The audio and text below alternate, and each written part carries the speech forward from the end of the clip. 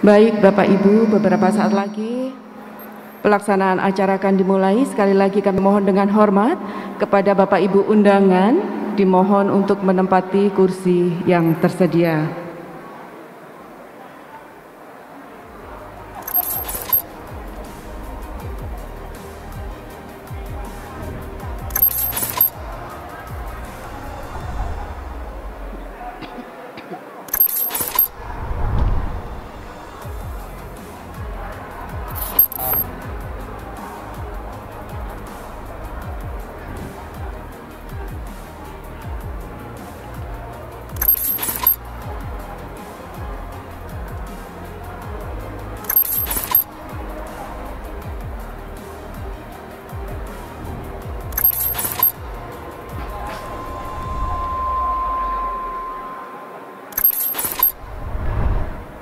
Baik, acara kita mulai.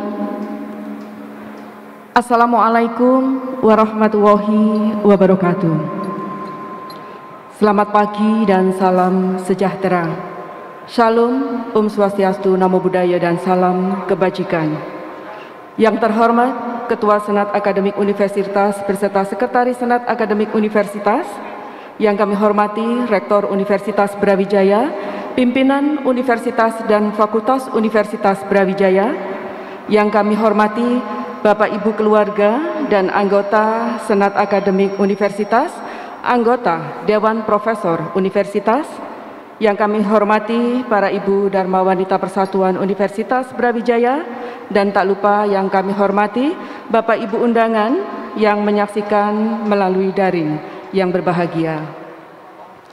Sebelum kita ikuti bersama upacara sidang terbuka Senat Akademik Universitas dalam rangka pengukuhan profesor pada Fakultas Matematika dan Ilmu Pengetahuan Alam dan Fakultas Perikanan dan Ilmu Kelautan Universitas Brawijaya pada hari ini, Sabtu tanggal 13 Agustus 2022, perlu kami sampaikan beberapa hal adalah sebagai berikut.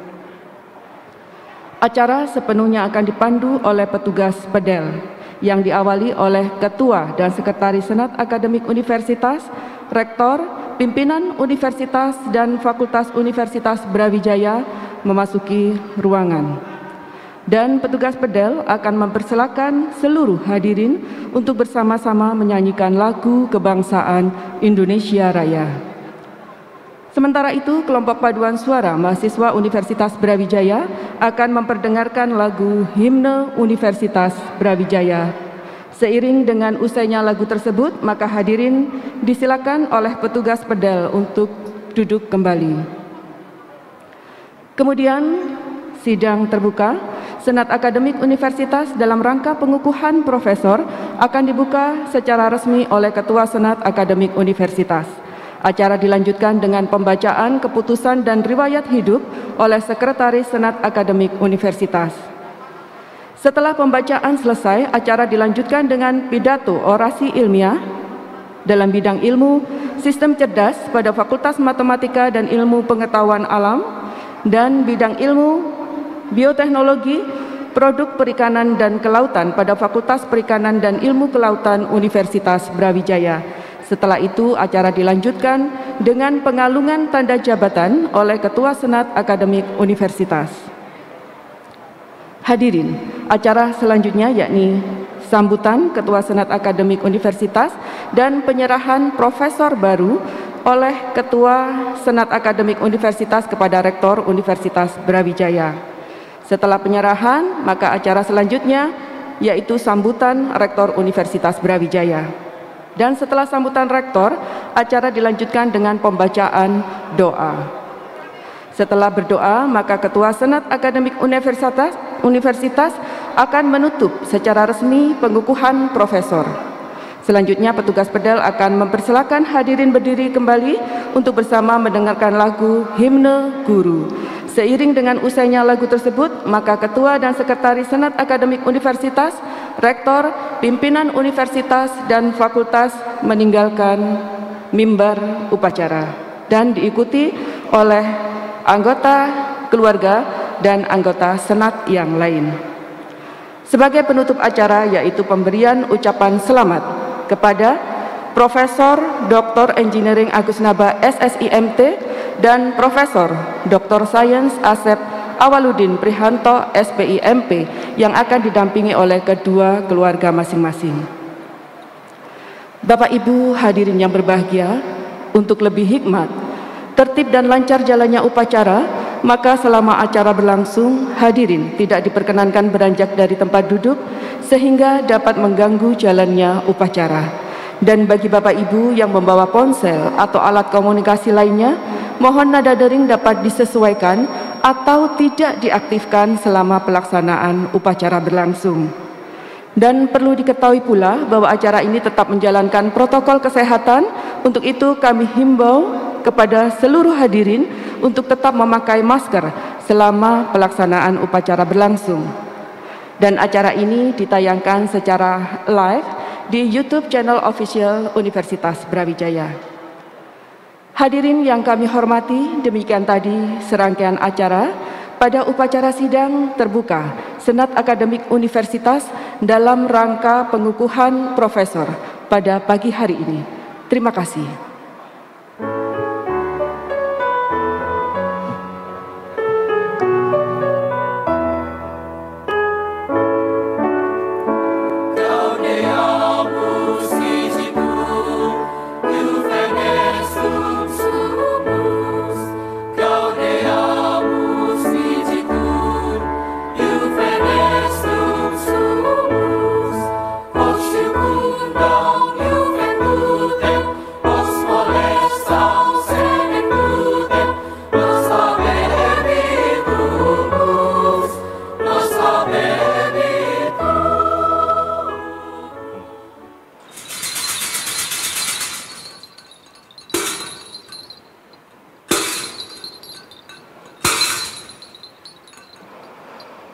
Senat Akademik Universitas Brawijaya memasuki tempat upacara. Hadirin dimohon berdiri.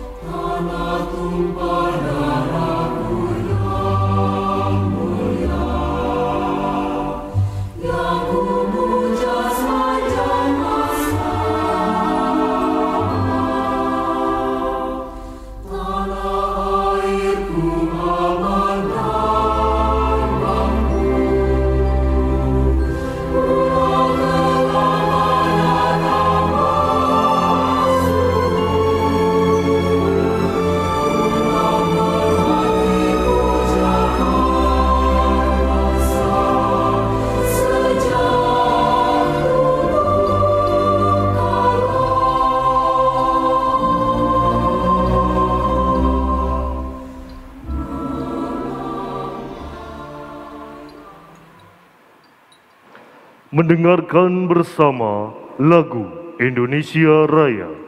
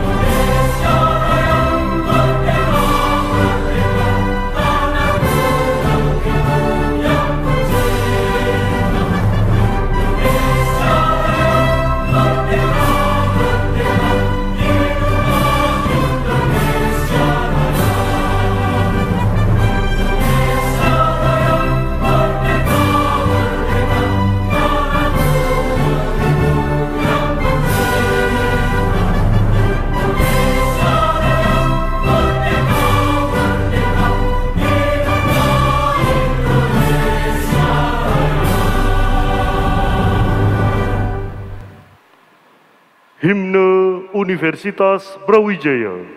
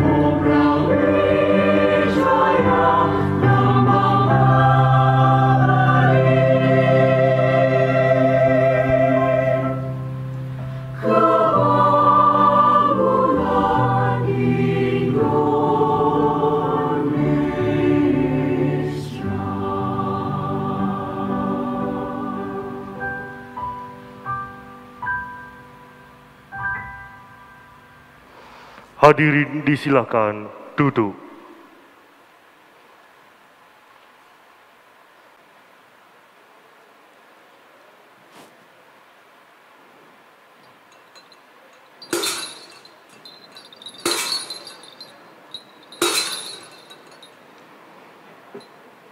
Rapat terbuka Senat Akademik Universitas Brawijaya dalam rangka pengukuhan profesor dibuka oleh Ketua Senat Akademik Universitas.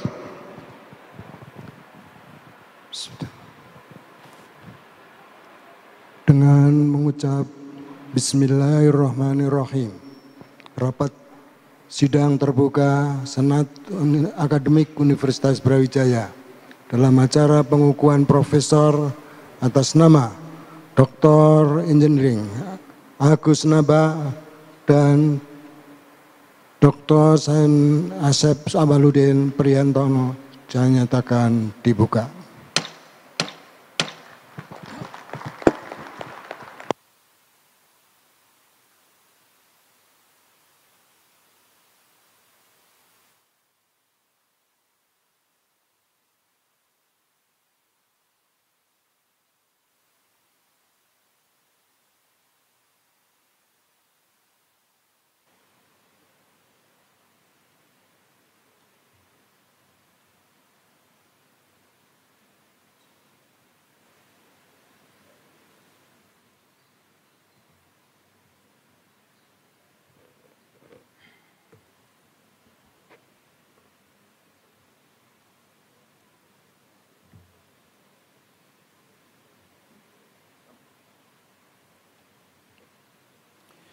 Bismillahirrahmanirrahim.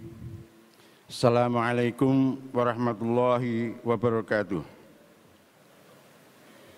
Keputusan Menteri Pendidikan, Kebudayaan, Riset dan Teknologi Republik Indonesia nomor 72565 MKK-AP KP /0501/2021 tentang kenaikan jabatan akademik fungsional dosen.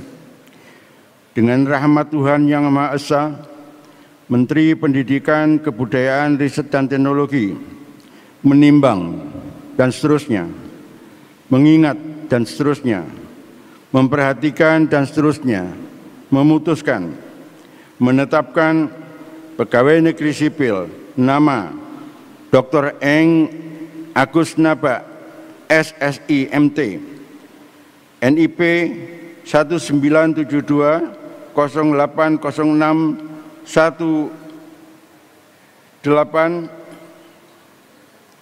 5121 001, NIDN 000 808 7201.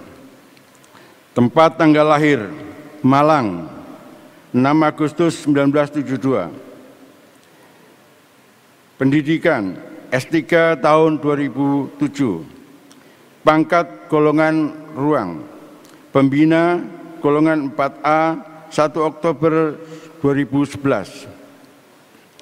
Jabatan _ angka kredit Lektor Kepala _ 442.10 terhitung mulai tanggal 1 Mei 2011. Unit kerja Universitas Brawijaya terhitung mulai tanggal 1 Oktober 2021 dinaikkan jabatannya menjadi Profesor dalam bidang ilmu sistem cerdas dengan angka kredit sebesar 850,55. Ditetapkan di Jakarta pada tanggal 21 Oktober 2021. Menteri Pendidikan, Kebudayaan, Riset dan Teknologi Republik Indonesia tertanda Nadiem Makarim. Daftar riwayat hidup. A. Nama pribadi. 1. Nama Dr. Eng Agus Naba, SSI MT, NIP 1972 0806 1995 121001, NIDN 000 608 7201. Pangkat golongan pembina tingkat 1 pangkat 4 golongan 4P. Jabatan dosen profesor.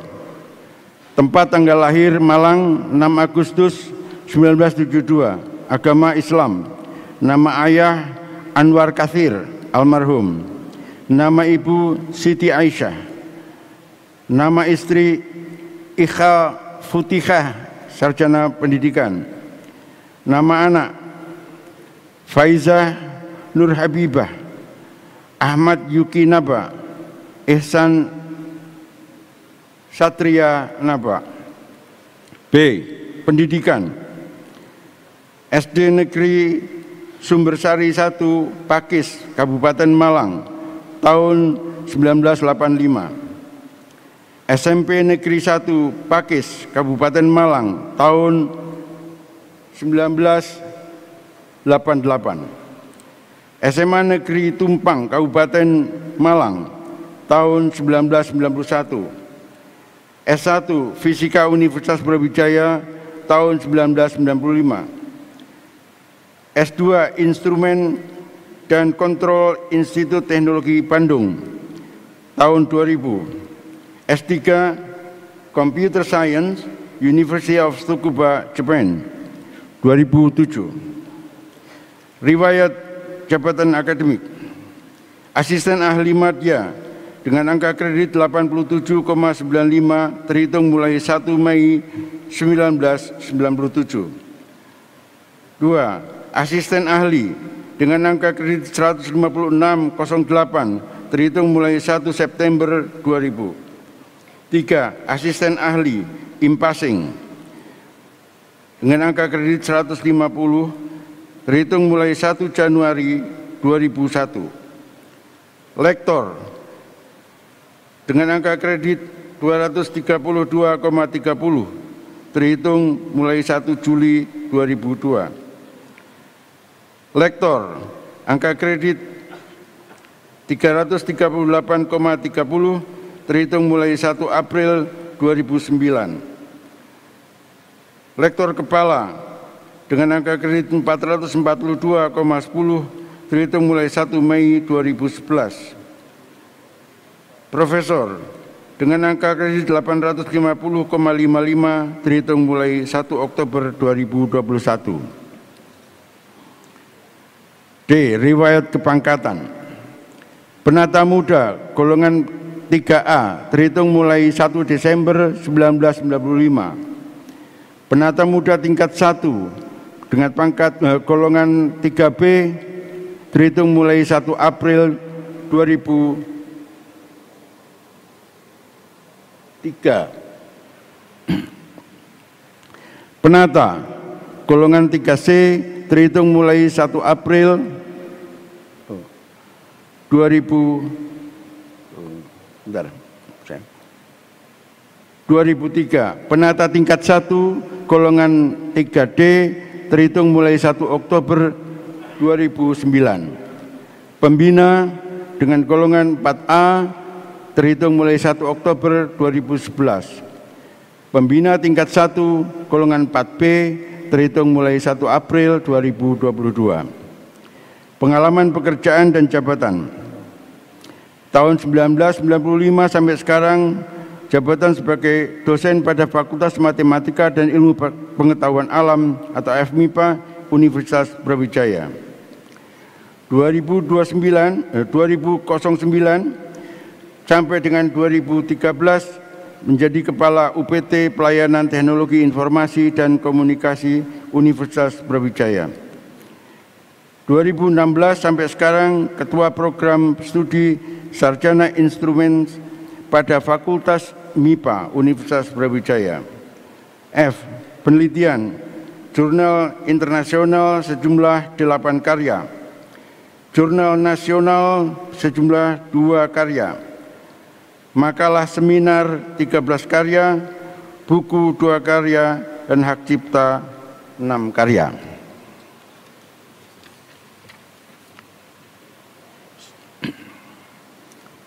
Keputusan Menteri Pendidikan, Kebudayaan, Riset, dan Teknologi Republik Indonesia nomor 16984 garing MPK-A-KP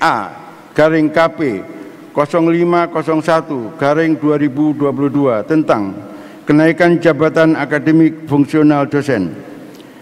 Dengan rahmat Tuhan Yang Maha Esa, Menteri Pendidikan, Kebudayaan, Riset, dan Teknologi menimbang dan seterusnya, mengingat dan seterusnya, memperhatikan dan seterusnya, memutuskan, menetapkan pegawai negeri sipil nama Dr. S.C. Asep Awaludin Prihanto, SPI MP, NIP 1981 0802 20 06 04 11001, NIDN 0022066102.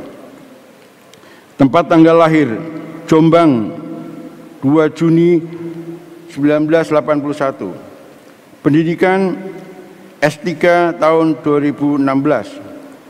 Pangkat dan golongan penata 3C 1 Oktober 2019.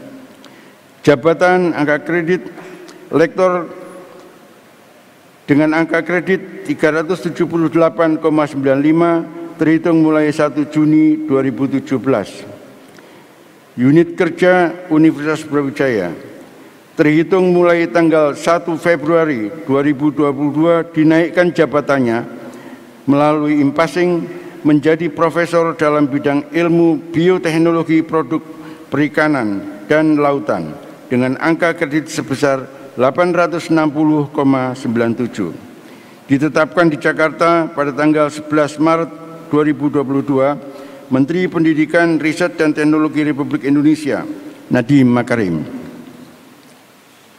Daftar riwayat hidup. A. Nama Dr. S.C. Asep Awaludin Prihanto, SPI MP, NIP 1981 06 02 200 604 1001, NIDN 000 2068102. Pangkat golongan ruang penata tingkat 1 garing 3D. Jabatan dosen profesor tanggal dan tempat lahir Jombang 2 Juni 1981. Agama Islam. Nama ayah Abdul Malik SPD. Nama ibu Partini AMT. Nama istri Royani Lisa Hayati SPMP. Nama anak Abinaya Dafa Awaludin,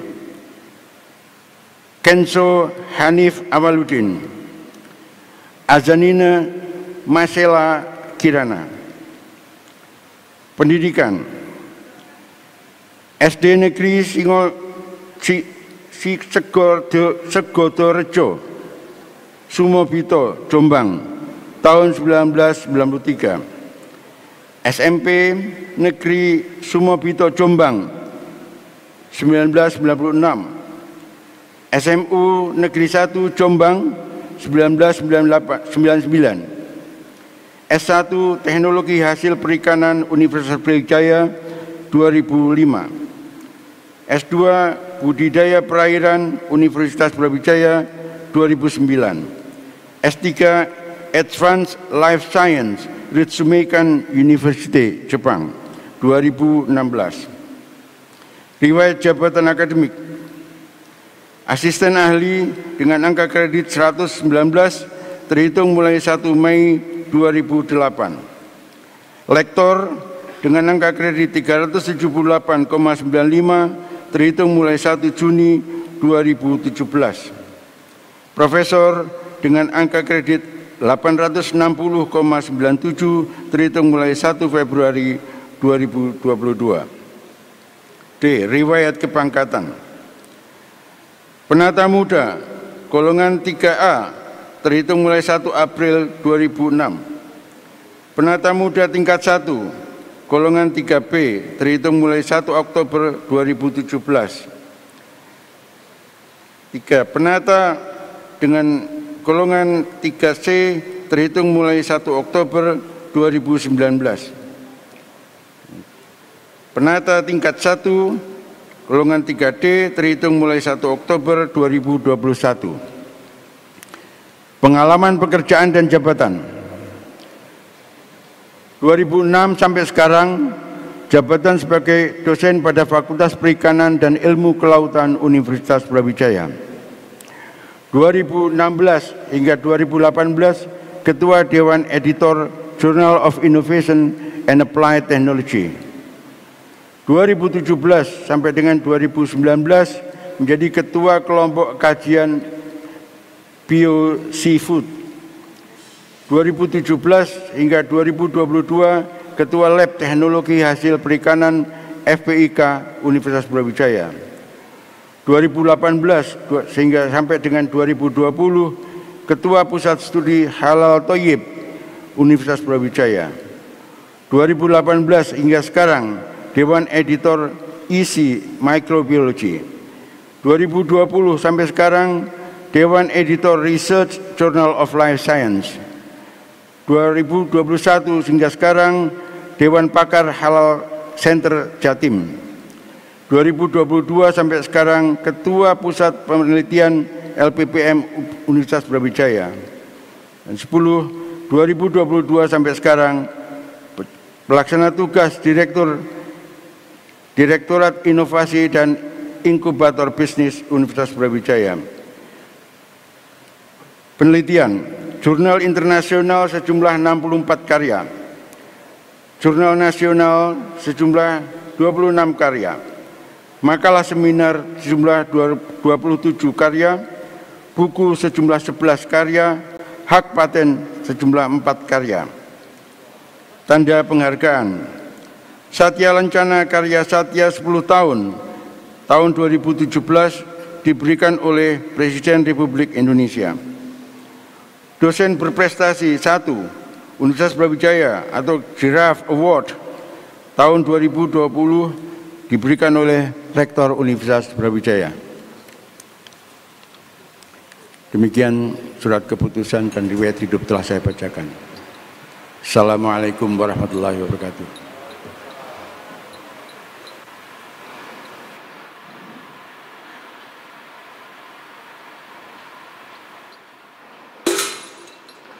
Pidato pengukuhan profesor dalam bidang ilmu sistem cerdas oleh Dr. Engineering Agus Naba, SSI, MT.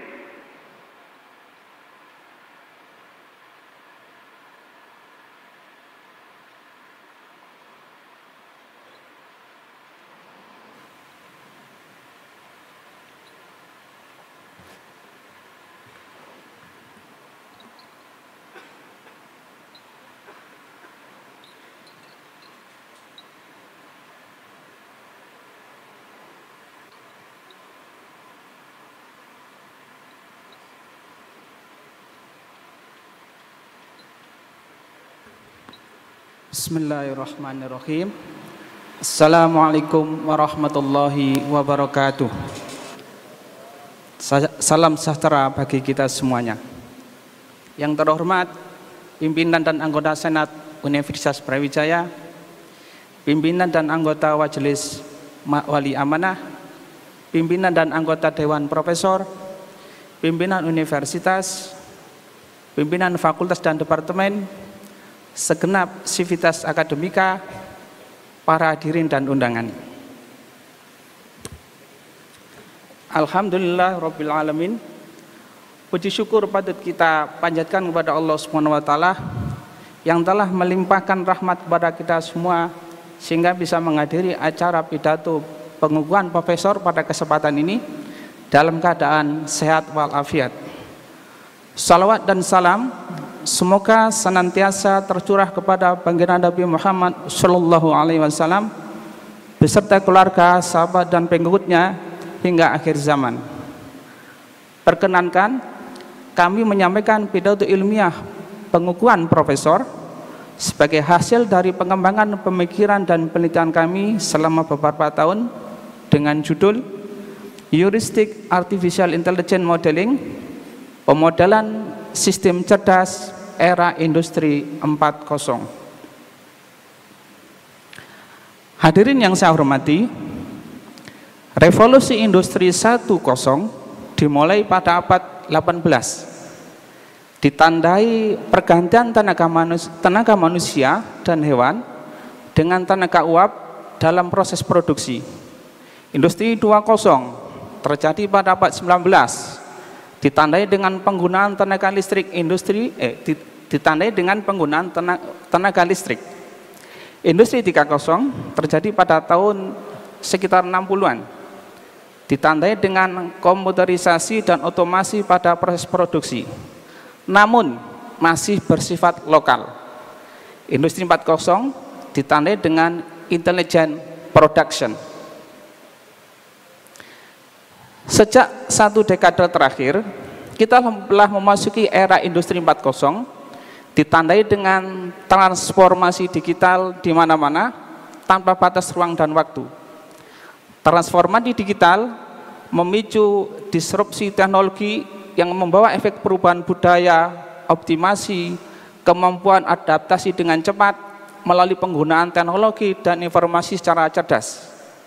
Industri 4.0 menawarkan ongkos produksi lebih rendah, efisiensi tinggi, inovasi, respon cepat terhadap kebutuhan pengguna dengan kualitas terjamin. Pada era industri 4.0, bukan tentang yang besar melawan yang kecil, tetapi tentang siapa yang cepat, dialah yang menang. Industri 4.0 melibatkan beberapa teknologi kunci sekaligus, seperti Artificial Intelligence atau AI, Internet of Things atau IoT, Big Data, Cloud Computing, Robotik, dan Networking.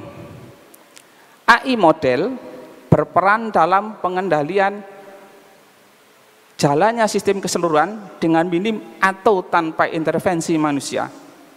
Dalam pidato ini, AI modeling diterjemahkan secara bebas dengan pemodelan sistem cerdas.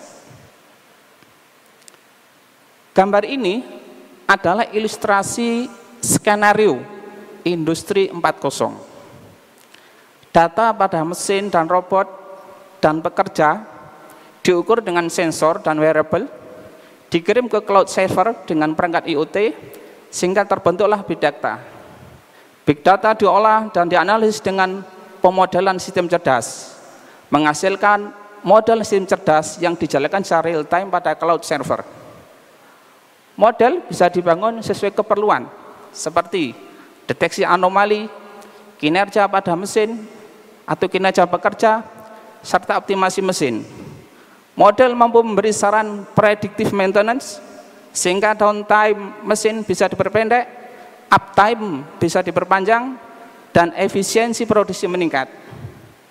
Big data semakin lama semakin banyak dan variatif, menjadikan modal semakin cerdas, proses produksi semakin efisien. Pada akhirnya, networking dan sharing lintas industri akan menghasilkan kekuatan yang sesungguhnya dari industri 4.0. Ilustrasi ini mempertegas bahwa pemodelan sistem cerdas memegang peran sentral sebagai driving force dalam optimasi dan sustainability industri 4.0. Meskipun telah berkembang pesat, teknologi sistem cerdas masih belum ideal. Masih banyak dunia industri yang belum mengadopsinya. Bagi dunia industri, teknologi sistem cerdas masih tergolong baru, sehingga tidak bisa serta-merta diadopsi sebelum memahami segala risikonya, terutama dampak cacat model dari yang sepele hingga yang serius. Berbagai permasalahan dalam pemodelan sistem cerdas dapat dirangkum menjadi 3 aspek. Pertama, aspek pendekatan pemodelan yang hanya murni induktif tanpa melibatkan pengetahuan sistem. 2, aspek algoritma optimasi model yang bersifat spekulatif. 3, aspek pre-processing data yang bersifat umum tanpa memperhatikan kompleksitas dan keunikan data. Pendekatan induktif murni bukanlah solusi untuk semua permasalahan pemodelan. Bagaimanapun juga, pendekatan deduktif lebih baik diprioritaskan selagi pengetahuan sistem tersedia. Teknik optimasi perlu dibuat lebih sistematis dan terarah. Teknik pre-processing perlu dibangun secara spesifik sesuai keunikan sistem. Dengan langkah-langkah ini, potensi cacat model bisa direduksi. Hadirin yang saya hormati, istilah model berasal dari bahasa Latin yang artinya pattern atau pola. Secara umum, model bermakna tiruan dari sistem yang sesungguhnya. Pemodelan sistem cerdas mengacu kepada sistem cerdas manusia. Istilah cerdas bisa diartikan sebagai kemampuan otak manusia menerima informasi dari luar, lalu menggunakan penalaran, pengetahuan, dan perasaan untuk menghasilkan respon suara dan gerakan. Sistem cerdas manusia mampu memahami perilaku dan pola keteraturan sistem-sistem di luar dirinya. Model sistem cerdas identik dengan model 2-in-1, yaitu model sistem otak manusia itu sendiri dan model sistem luar yang tersimpan dalam otak manusia. Model sistem bisa dibangun melalui theoretical modeling atau data driven modeling. Theoretical modeling adalah pemodelan deduktif yang berbasis pengetahuan fisis. Pengetahuan fisis sistem menghasilkan model white box. Sementara data driven modeling adalah pemodelan induktif yang berbasis data input output system, menghasilkan model black box. Di antara keduanya memungkinkan pendekatan gabungan yang bersifat heuristik atau jalan pintas, terjemahan bebasnya. Kelemahan utama model black box adalah validitas model bergantung pada kualitas data dan tidak berlaku pada segala situasi. Semakin rendah validitas model, semakin besar potensi cacat model. Hadirin yang saya hormati, pemodelan sistem cerdas dilakukan melalui proses training atau pelatihan. Gambar ini menunjukkan proses training model sistem cerdas. Hakikat dari training adalah optimasi model. Training melibatkan 3 hal: data training, model, dan algoritma. Data training adalah sepasang data contoh input-output ideal. Sebelum training, didesain model sistem cerdas dan parameter awalnya berupa bilangan random. Training dimulai dari model menerima data input, memprediksi output, lalu membandingkan memprediksi output dengan data contoh output. Selisih prediksi output dengan data contoh output menjadi feedback bagi algoritma optimasi yang bertugas mengupdate parameter model. Proses ini dijalankan secara iteratif sampai dicapai error yang diinginkan. Algoritma optimasi selalu dituntut untuk learning from mistake, belajar dari kesalahan. Algoritma Gaussian design merupakan algoritma yang umum dipakai. Model sistem fuzzy dan neural network populer hingga saat ini. Sistem fuzzy logic terdiri dari 4 bagian: rule based, falsifier, intelligent engine, dan diversifier. Rule based berisi sekumpulan if dan rules yang biasanya diambil dari pengetahuan manusia atau para pakar. Neural network adalah model jaringan neuron biologis tiruan. Model neural network tidak memberi celah pelibatan pengetahuan manusia sebagaimana model fuzzy. Pemodelan sistem cerdas pada awalnya mencakup semua jenis pemodelan yang berusaha meniru kemampuan sistem cerdas manusia. Cakupan ini terlalu luas sehingga muncul 2 sub bidang yang lebih spesifik, machine learning dan deep learning. Machine learning mencakup semua jenis modelan sistem cerdas, namun arsitektur model tidak harus meniru sistem otak manusia dan tidak diprogram secara eksplisit. Deep learning secara khusus berusaha meniru arsitektur neural network otak manusia, walaupun pada kenyataannya masih jauh dari menyamai kemampuan otak. Fuzzy logic masuk bidang AI, sementara neural network masuk bidang deep learning. Model neural network bisa bekerja mandiri tanpa preprosesor. Unit preprosesor bisa dibuat secara terpisah, bertugas mengekstraksi fitur unik yang tersembunyi pada data input. Model deep learning identik dengan large scale multi-layer neural network. Preprosesor dibuat multi-level berdasar tugasnya. Gabungan preprosesor dan multi-layer neural network menjadi satu kesatuan model deep learning. Perbedaan yang mencolok pada model deep learning adalah bahwa preprosesor dan neural network dioptimasi secara bersamaan, diperlakukan sama-sama untuk perlu dioptimasi.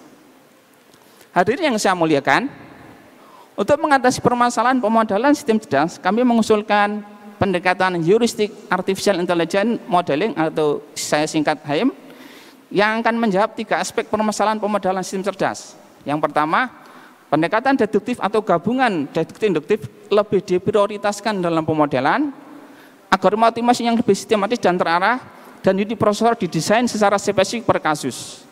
Berikut ini saya akan memaparkan contoh-contoh penerapan strategi HAIM untuk masing-masing aspek secara berurutan. Yang pertama adalah estimasi kecepatan angin pada turbin angin. Ini adalah diagram sistem ekstraksi energi angin. Di sampingnya ada kurva daya, power curve, 3 dimensi. Kurva ini menunjukkan relasi 3 variabel, kecepatan angin, energi yang diserap turbin, dan kecepatan putar turbin. Berdasar kurva ini, agar terjadi ekstraksi energi angin maksimum, pada setiap nilai kecepatan angin tertentu, rotor turbin harus berputar pada kecepatan tertentu pula. Jika kecepatan angin yang mengenai turbin diketahui, kecepatan turbin bisa dikontrol dengan mudah. Masalahnya adalah bagaimana cara mengukur kecepatan angin. Penggunaan amplitudometer tidak praktis dan butuh biaya perawatan. Dan juga penempatannya belum didefinisikan dengan spesifik. Kami mengusulkan penggunaan pengukuran kecepatan angin tanpa sensor. Idenya dari sini, dari kurva daya ini, kami membuat kurva daya tiruan dari yang sesungguhnya, di mana kecepatan putar turbin diganti dengan kecepatan putar generator, dan daya angin yang diserap diganti dengan daya yang dihasilkan oleh generator. 9 titik terbaik pada kurva, tanda panah, dipilih untuk mewakili keseluruhan area kurva. Pada setiap titik tersebut kita mengekstrak sebuah rule. Nah, di sini ide utamanya. Kami mengusulkan model fuzzy estimator kecepatan angin berbasis 9 rule tersebut. Inputnya adalah daya dan kecepatan angin, daya dan kecepatan putar generator. Outputnya adalah estimasi kecepatan angin. Model ini berlaku universal, lebih universal daripada model black box yang dibangun hanya berbasis data. Ini adalah contoh hasil estimasi kecepatan angin menggunakan 3 variasi model fuzzy, Pertama yang tanpa di training, kedua di training dengan ANFIS, Adaptive Neurofazi Inference System, dan di training dengan gradient descent. Hasil estimasi ketiga variasi model fazi hampir tidak ada bedanya, sama-sama memuaskan. Model Netherlands bisa saja dibangun untuk tujuan yang sama, namun prosesnya akan lebih ribet. Itu pun modelnya harus diupdate lagi saat karakteristik korban berubah karena usia. Model fase estimator tadi selanjutnya berhasil diterapkan untuk menjaga ekstraksi energi angin tetap tinggi, yaitu CP mendekati teori meskipun kecepatan angin berubah dengan lebih mudah, ya, dengan lebih mudah tanpa sensor kecepatan angin anemometer. Hadirin yang terhormat, gambar ini menunjukkan sistem pendulum terbalik. Ya, ini contoh kedua sebagai model turunan dari sistem roket. Tujuannya adalah bagaimana menjaga pendulum itu dalam kondisi tegak, mirip seperti bagaimana roket ini mengarah pada sasaran. Kami mengusulkan metode optimasi model fuzzy control ini yang lebih terarah, tidak lagi spekulatif, yaitu dengan hanya menambahkan suku F di sini, konstanta seperti learning rate, ya, tapi kita modifikasi di variable F ini. Suku F ini saya namakan dengan failure detector. Kami mengusulkan dua variasi nilai F. Pertama F yang hanya bernilai 0 dan 1. Ya. Dengan variabel ini, saat M mengecil, AGD dinonaktifkan, saat M membesar, error atau MSI membesar, terjadi, ya berarti terjadi failure, maka AGD diaktifkan. Alasannya sederhana, jika M mengecil berarti model fuzzy sudah benar, maka update parameter tidak perlu. Kalau tetap diupdate, bukan tidak mungkin model jadi lebih buruk. Sebaliknya saat M membesar, berarti model fuzzy belum benar dalam tanda kutip, dan update parameter diperlukan.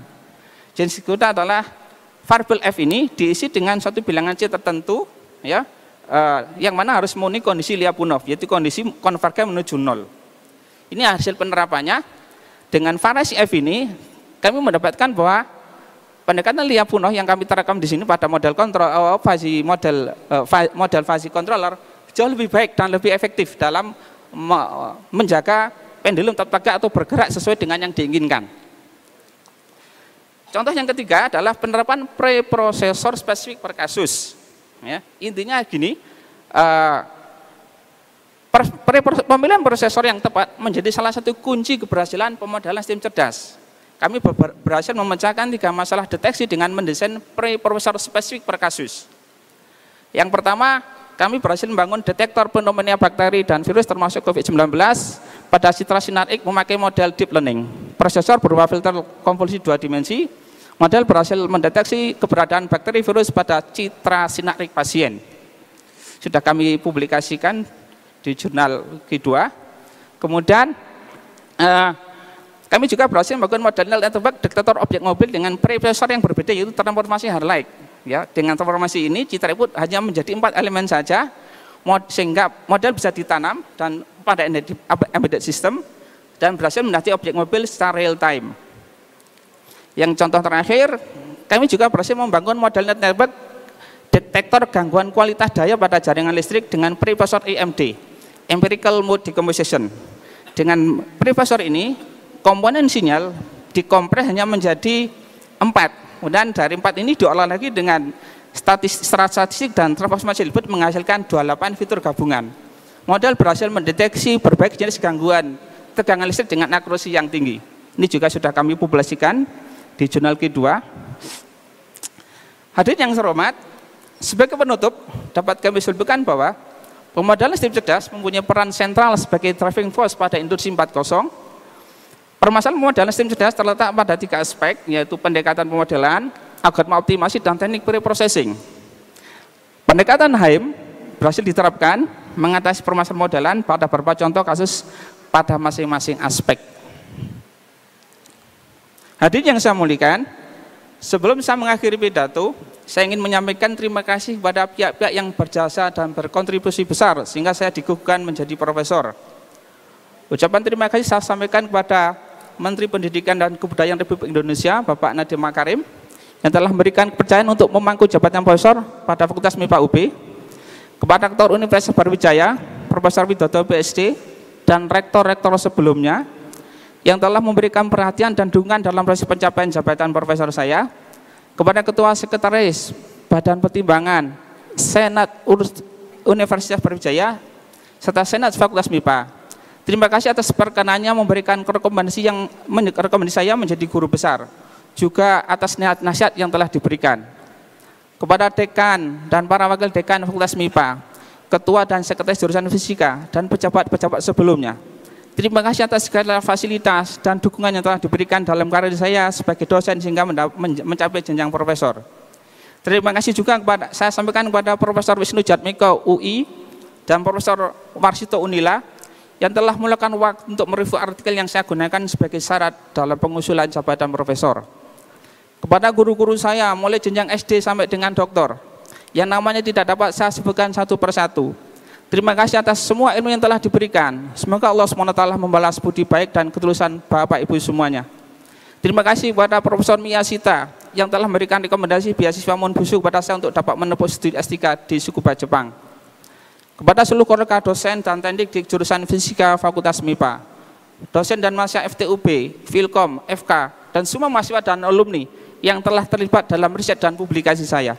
Terima kasih kepada Mas Awal beserta tim PK Fakultas MIPA, juga tim PK Kantor Pusat yang telah dengan sabar melayani saya dalam mengurus berkas pengajuan profesor ini. Kepada semua teman-teman program PAR di Kumamoto, Jepang, terkhusus almarhum Bapak Ahmad Nadir PhD dan Profesor Hiyama, melalui mereka saya bisa join riset di Kumamoto University sampai menghasilkan paper yang dipakai sebagai salah satu syarat utama dalam pengajuan guru besar saya. Akhirnya, terima kasih secara khusus saya sampaikan kepada keluarga besar saya. Terima kasih yang tak terhingga kepada kedua orang tua saya, almarhumah Ibu Siti Aisyah.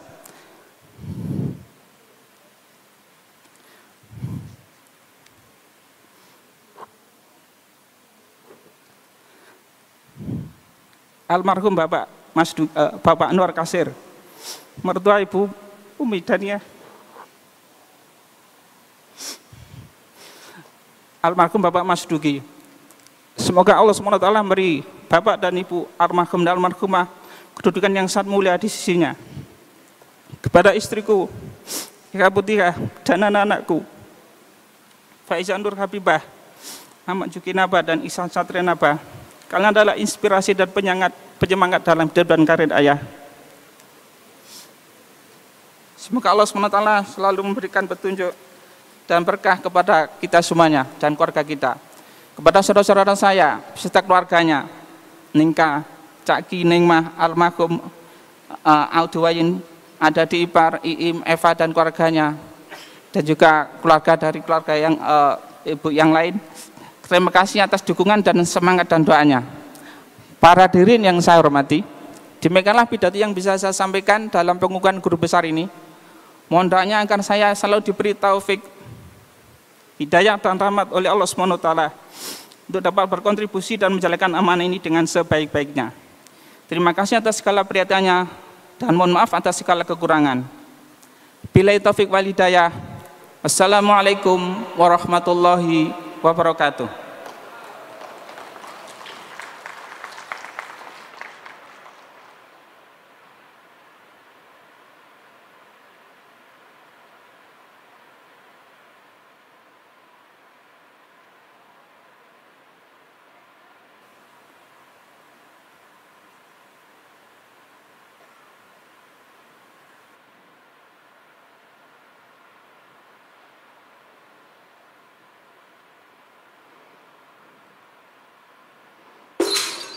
Pengalungan tanda jabatan.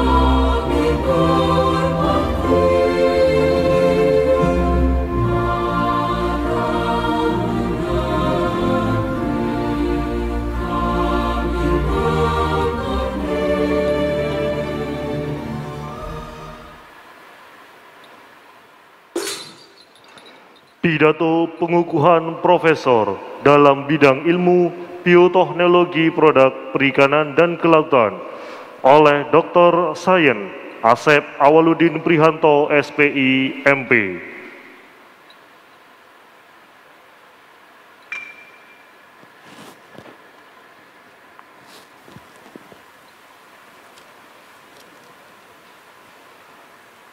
Bismillahirrahmanirrahim.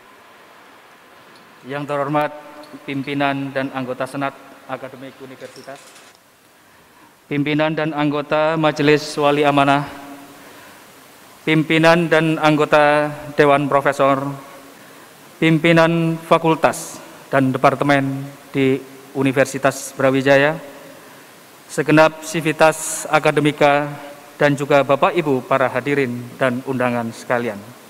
Assalamualaikum warahmatullahi wabarakatuh.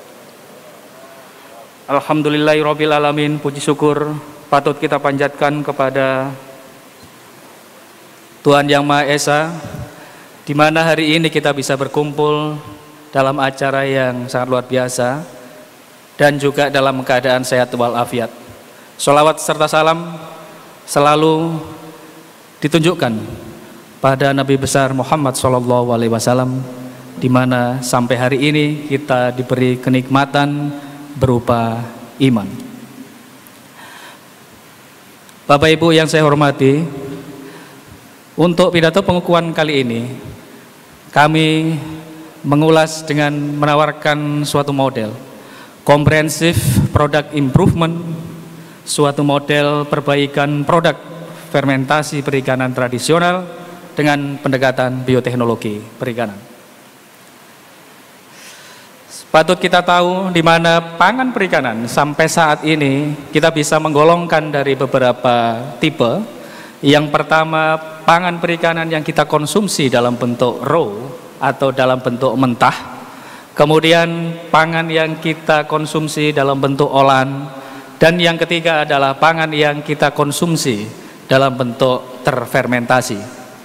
Di mana kalau kita melihat tiga sub dari produk pangan ini, kita bisa melihat bahwa raw kemudian olahan ini menuntut kita untuk mempunyai modal yang sangat besar, di mana untuk proses fermentasi ini biasanya para UMKM kita, para kelas menengah ke bawah kita banyak sekali berkutat pada produk-produk yang fermentasi.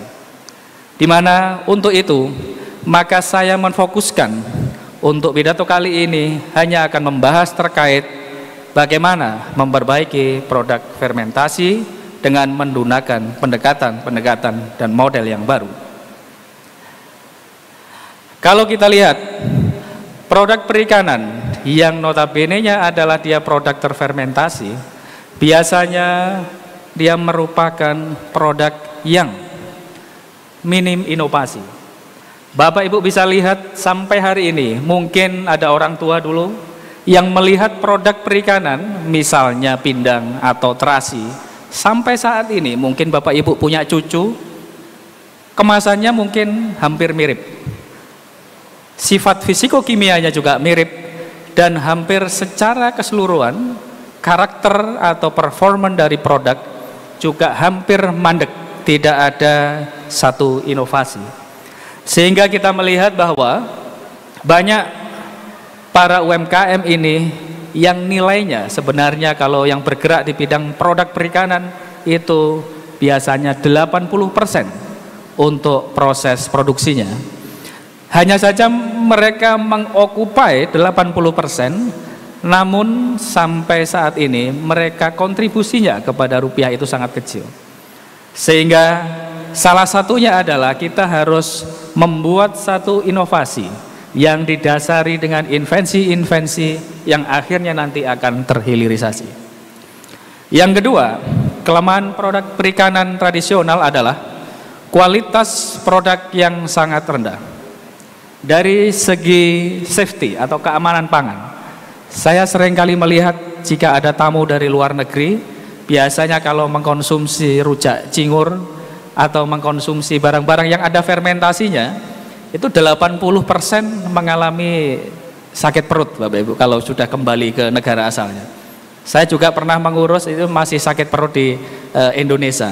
Sehingga memang perlu adanya inovasi untuk menjamin kualitas dari safety produk.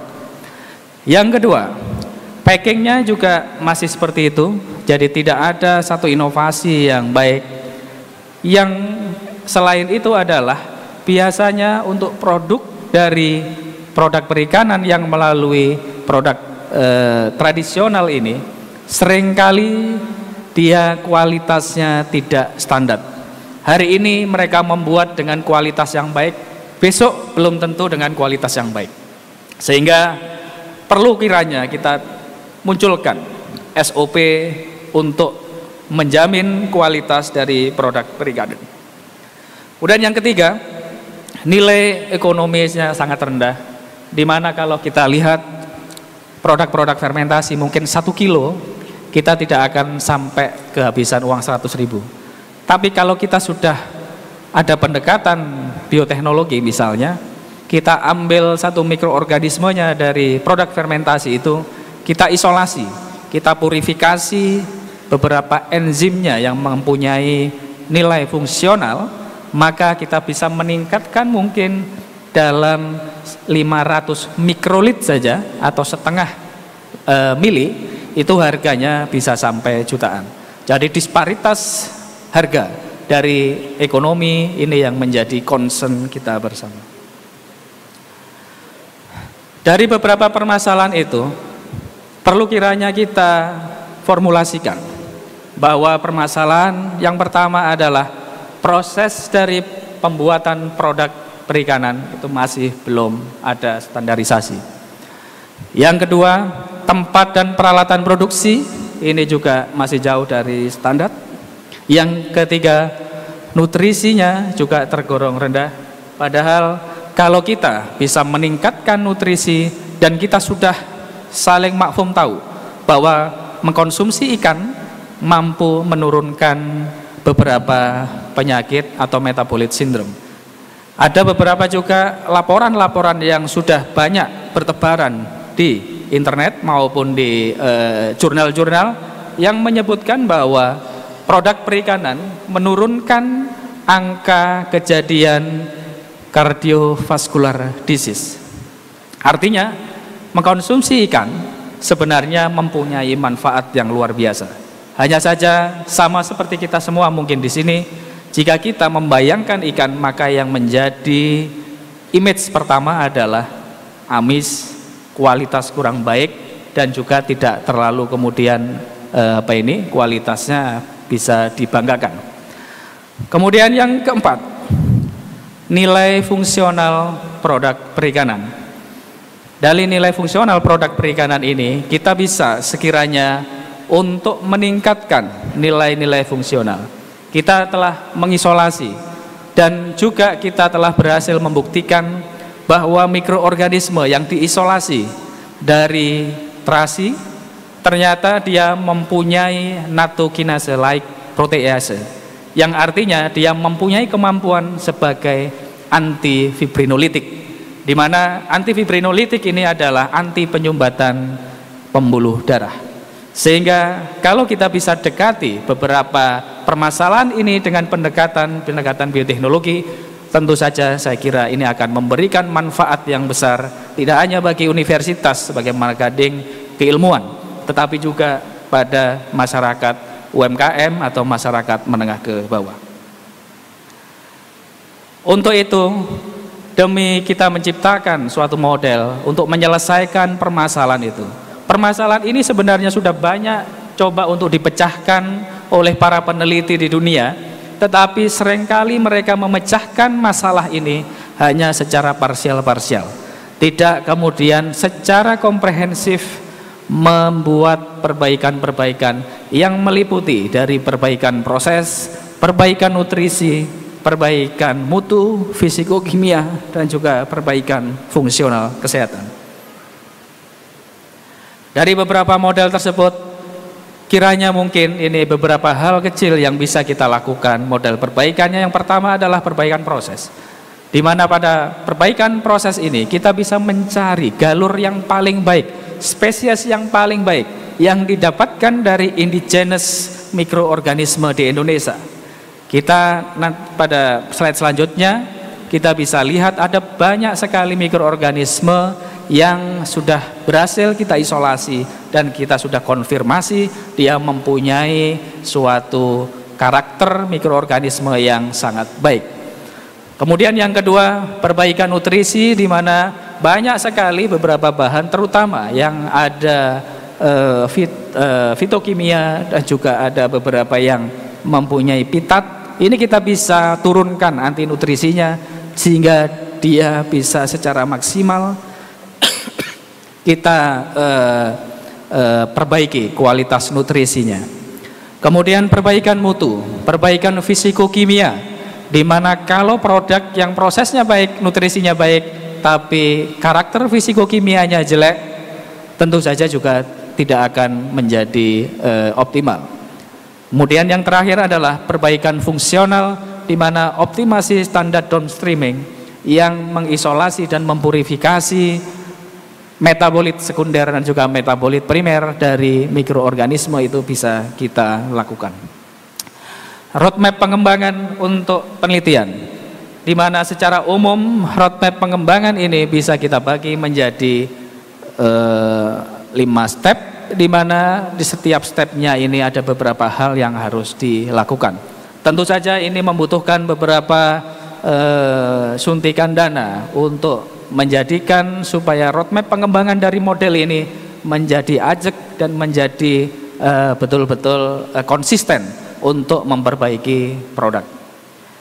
Implementasi pilot project, di mana kami melakukan proses isolasi. Yang pertama dari mikroorganisme perairan yang ada di mangrove atau hutan bakau.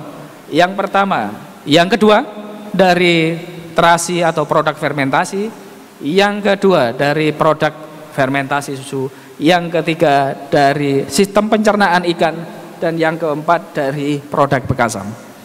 Beberapa ini kita juga pendekatan untuk melihat tren dominan dari mikroorganisme yang bekerja selama proses fermentasi.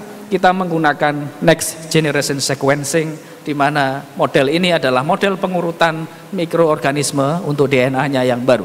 Meskipun sampai saat ini masih banyak yang hanya sampai ke tataran genus, belum sampai ke tataran spesies. Dari beberapa hasil itu kita telah mendapatkan beberapa mikroorganisme.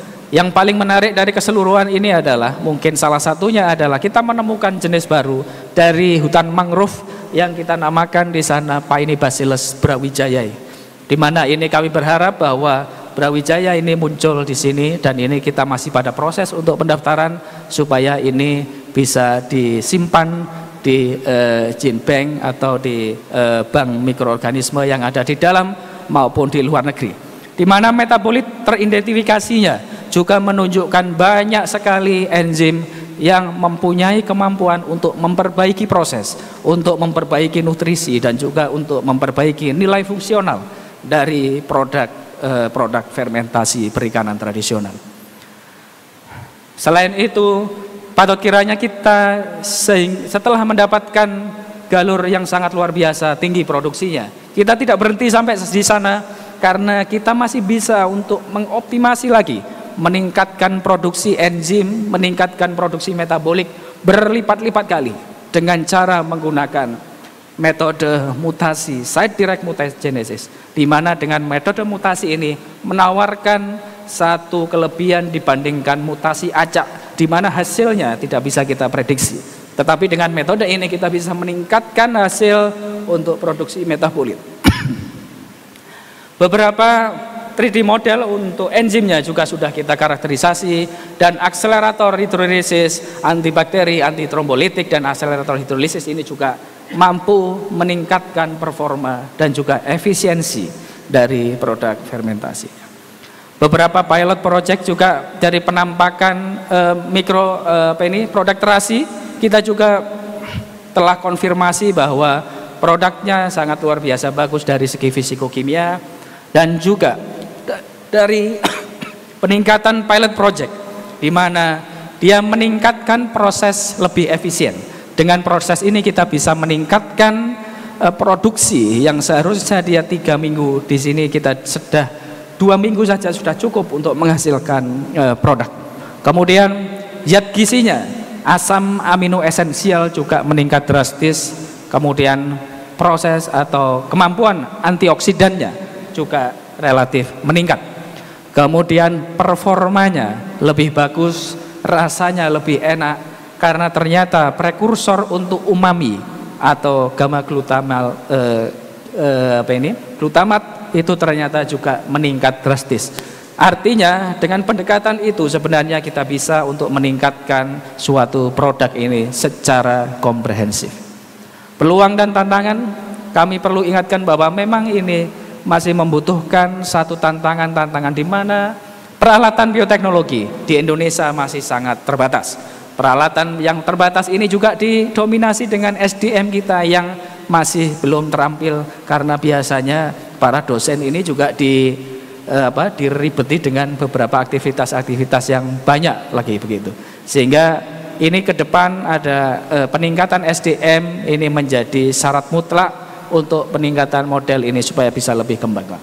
Kesimpulan dari hari ini adalah model pengintegrasian keempat faktor penting yang terdiri dari perbaikan proses, perbaikan nutrisi, perbaikan mutu, dan perbaikan nilai fungsional untuk kesehatan dari produk sangat penting dan dapat digunakan untuk meningkatkan produk yang ada di masyarakat. Kita dapat membantu UMKM dan kelas menengah ke bawah.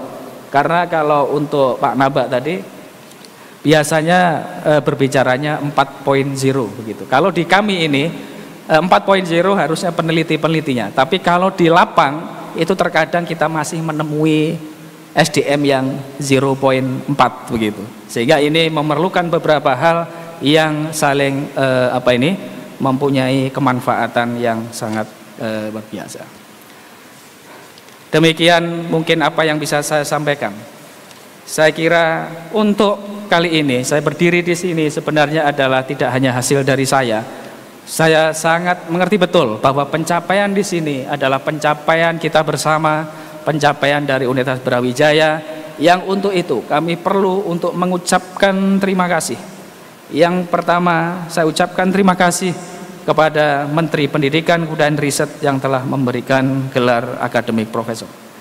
Yang kedua, Ketua dan Sekretaris Senat Akademik Universitas Brawijaya, Prof. Arifin, Prof. Iwan, dan Dewan Profesor dan anggota Senat Akademik Universitas Brawijaya, pemimpin Majelis Wali Amanah Universitas Brawijaya, Rektor Universitas Brawijaya, Bapak Profesor Widodo, SSI, MSI, PhD, Maths Science, dan juga kami ucapkan terima kasih untuk Rektor Universitas Brawijaya periode 2018-2022, Prof. Nufil Hanani, di mana pada proses ini kami melalui 2 kepemimpinan rektor, pun juga melalui 2 kepemimpinan dekan. Saya ucapkan terima kasih yang tidak terhingga juga kepada Wakil Rektor 1 Prof. Aulani Am, Wakil Rektor 3 Pak Abdul Hakim, Wakil Rektor 4 Prof. Sasmito Jati, Wakil Rektor 5 Bapak Profesor Bambang Susilo, dan yang paling saya simpan di terakhir ini Profesor Gugus Irianto sebagai Wakil Rektor 2, di mana kami banyak dibantu untuk proses pengaktifan ini karena beberapa proses memang kita agak harus berjuang. Sehingga saya ucapkan terima kasih yang tulus kepada Bapak Ibu sekalian. Ketua dan Sekretaris LPPM pada saat itu juga Pak Bambang Susilo, dan di sini juga ada Prof. Lukman dari pimpinan yang ada di LPPM. Kami ucapkan terima kasih atas support yang selama ini diberikan kepada saya. Dekan-dekan Fakultas Perikanan, ada Prof. Maftuh untuk yang sekarang, dan yang dulu saat saya masuk ada Prof. Happy, dan tak lupa juga ada Prof. Sukoso, di mana pada saat beliau lah saya masuk sebagai dosen ini. Sehingga kalau tanpa Prof. Sukoso saya kira juga kita tidak akan mungkin menjadi tidak ada jalannya untuk menjadi profesor begitu. Dan juga pada Bapak Ibu dekan yang lain, ada Prof. Diana juga yang memberikan banyak support, sebagai senat akademik memberikan masukan-masukan yang sangat luar biasa untuk pengusulan dari profesor ini. Wakil Dekan 1, 2, dan 3 di FPIK ada Pak Andi, ada Pak Fir, dan juga Pak Abu. Kami ucapkan banyak terima kasih pun juga pada saat kepemimpinan dari Prof. Epi. Kemudian tim penilai karya ilmiah Bu Winarni, Dekan Fakultas Perikanan Undip, dan juga Prof. Yuli, Dekan dari LPPM, pada saat itu juga Dekan dari FTP kalau tidak salah, LPPM Universitas Jember. Guru-guru saya mulai dari SD dan dosen-dosen saya pada saat menempuh pendidikan, Profesor Dr. Mamoru Wakayama, di mana dengan banyak masukan dari beliau dan juga banyak hal yang diberikan ke saya, sehingga pada proses ini kami bisa dengan mudah dan bisa dengan diberikan ilmunya untuk bagaimana meriset dan bagaimana untuk melakukan proses publikasi. Junior dan senior saya yang ada di THP Fakultas Perikanan, Bapak Ibu tim peneliti di grup Bio Seafood, di mana ada Bu Rahmi, Pak Firdaus, dan juga Pak Happy, dan juga Bapak Ibu yang lain. Tenaga-tenaga kependidikan dari Fakultas Perikanan dan Ilmu Kelautan, segenap kolega dari grup SP4, kolega teman-teman dari Pak Andi, Pak Lukman, ada Bu Rika, dan juga banyak teman-teman di sini, ada Bu Ulfa, Bu Nurjana, Bu Indah. Kami ucapkan terima kasih untuk warm greeting-nya bagaimana menjalani beberapa aktivitas di Universitas Brawijaya. Tentu saja yang paling besar jasanya dari keseluruhan itu adalah orang tua saya, Bapak Haji Abdul Malik SPD MPD, di mana dengan arahan beliaunya, di mana dengan masukan-masukan dan saran-saran beliaunya, yang ini menjadi pengingat saya bagaimana saya bisa membesarkan anak saya bisa seperti ini. Dan saya ucapkan terima kasih pada orang tua saya dan ibu tercinta saya, Ibu Haja Partini, untuk kehangatan dan juga untuk bimbingannya selama menjadi anak. Dan kami mohon maaf jika ada beberapa hal yang tidak berkenan di hati selama ini. Adik-adik saya, Vivin Yudi Ismanto dan Winda Rufiana Dewi beserta suami dan istrinya, mertua saya, almarhum Bapak Makmun, Ibu Israhyati yang ada di Tanah Bumbu, Kalimantan Selatan, yang hari ini tidak bisa mengikuti prosesi kali ini. Istri saya tercinta, dari keseluruhan itu mungkin yang membiarkan saya pulang sampai malam hari, berangkat pagi, ini kalau tanpa kebesaran hati dari istri saya kira akan sulit untuk ini bisa dicapai. Saya ucapkan terima kasih atas pengertian dan juga atas bimbingannya untuk anak-anak saya. Royani Lisa Hayati dan anak-anak saya, Abinaya Dafa Waludin, Kenzo Hanif Adaldin, dan juga Mas Jarin Masela Kiran. Demikian apa yang bisa saya sampaikan. Segala apa yang benar dari omongan saya berasal dari Tuhan Yang Maha Esa, dan apa yang menjadi kesalahan dari komunikasi hari ini, pidato kali ini, murni dari saya pribadi. Sekian, bila taufiq wal hidayah. Wassalamualaikum warahmatullahi wabarakatuh.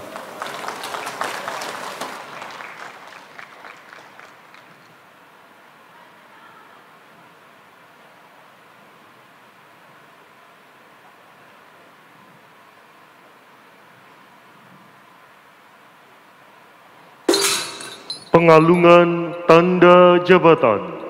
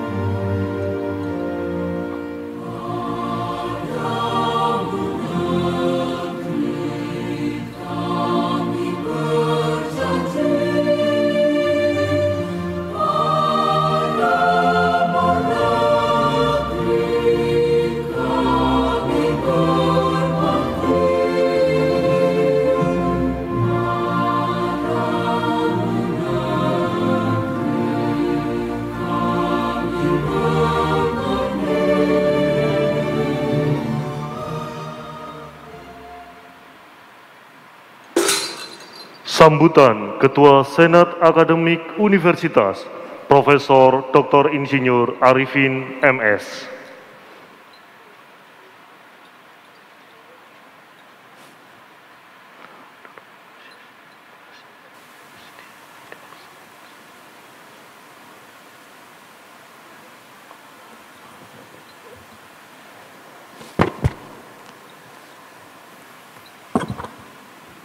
Bismillahirrahmanirrahim.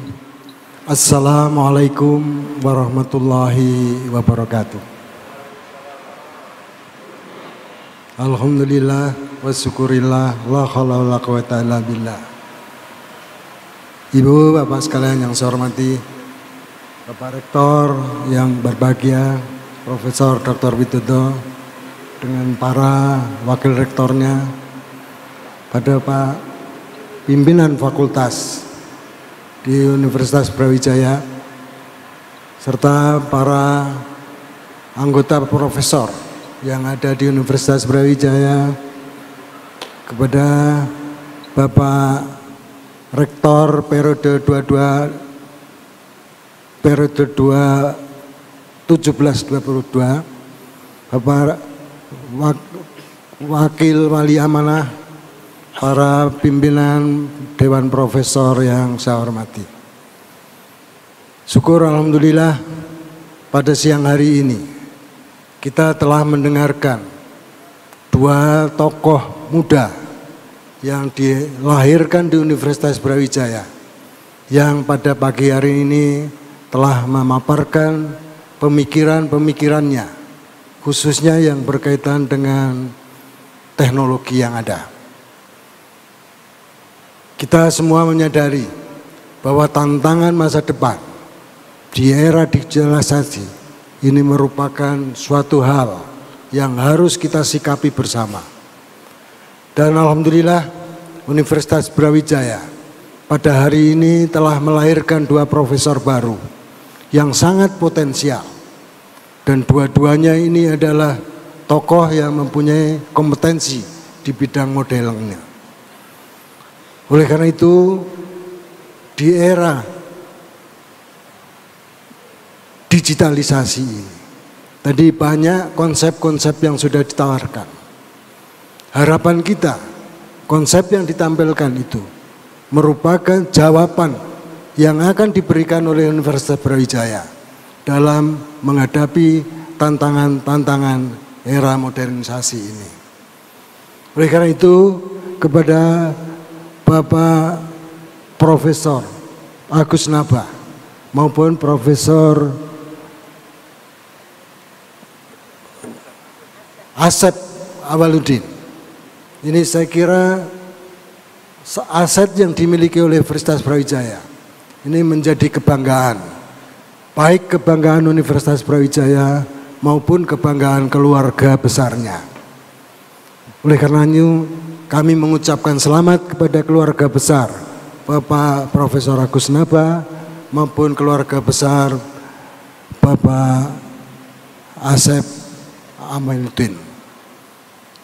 Pada kesempatan yang berbahagia ini, Bapak Asep Awaludin maupun Pak Agus Naba ini adalah tokoh-tokoh muda. Pak Asep ini adalah profesor yang masih berusia 41 tahun.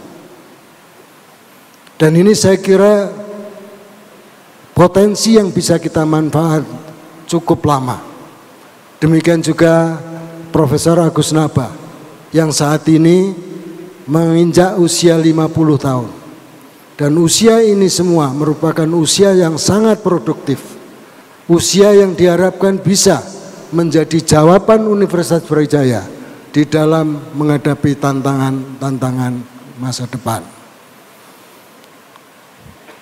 Pak Agus Naba adalah profesor yang ke-27 yang dihasilkan oleh Fakultas MIPA.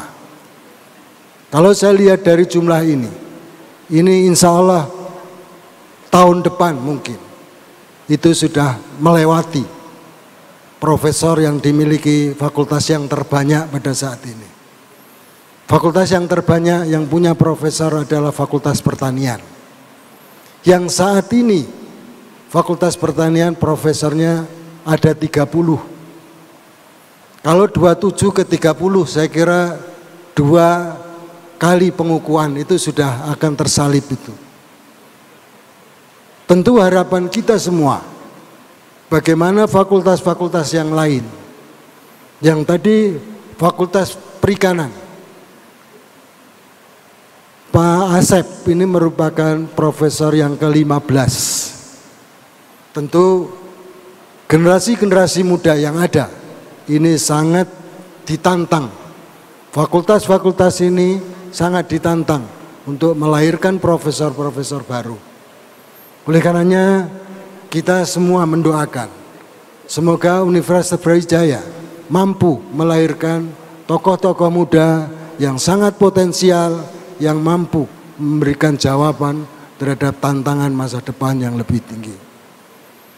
Oleh karena itulah kepada Bapak Ibu sekalian yang kita hadirkan pada saat ini sebagai saksi bahwa pada saat sekarang Universitas Brawijaya sudah memiliki profesor yang aktif, itu sudah ada 171.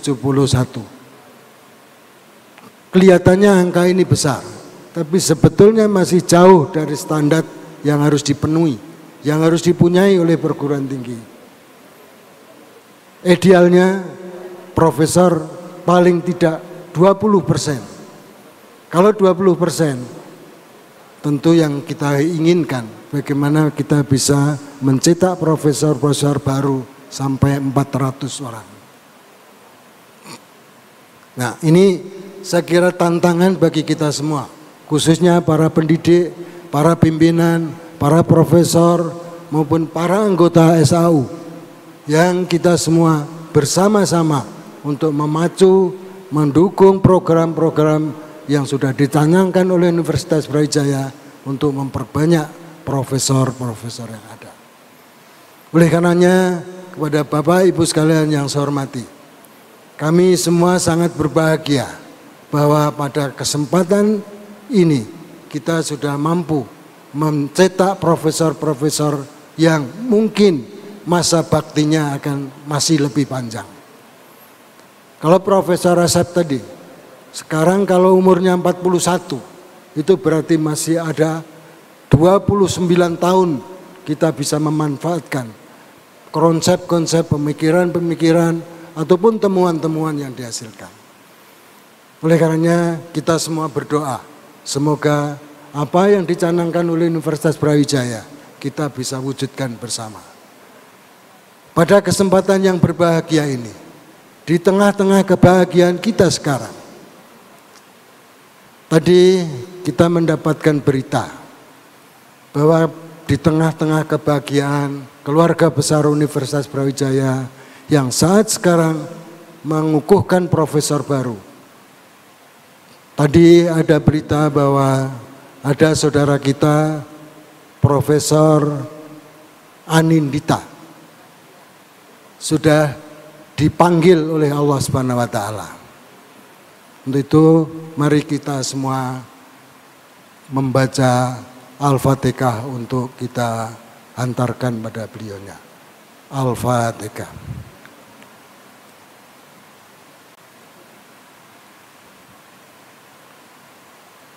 Terima kasih. Tentu di tengah-tengah kebahagiaan kita semua merasakan bahwa ada saudara kita yang telah mendahului kita. Ini mengingatkan kita semua bahwa kita pun nanti juga akan menyusul seperti itu. Oleh karenanya di tengah-tengah kebahagiaan itu, tentu semua yang kita terima, kita mensyukuri dan kita selalu berupaya untuk mempersiapkan diri menuju ke arah sana. Dan saya atas nama pimpinan SAU menyampaikan permohonan maaf kalau di dalam penyelenggaraan acara pengukuhan ini ada yang kurang berkenan. Kami sekali lagi secara keseluruhan serta panitia menyampaikan permohonan maaf yang sebesar-besarnya. Terima kasih, itu yang bisa kami sampaikan. Semoga Allah SWT melimpahkan rahmat dan hidayahnya kepada kita.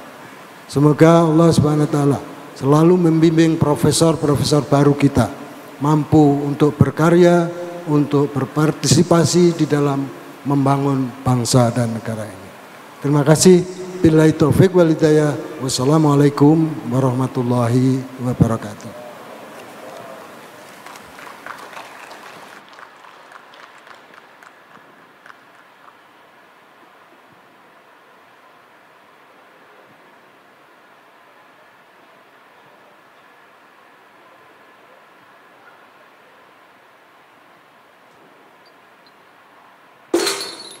Penyerahan profesor baru dari Ketua Senat Akademik Universitas kepada Rektor.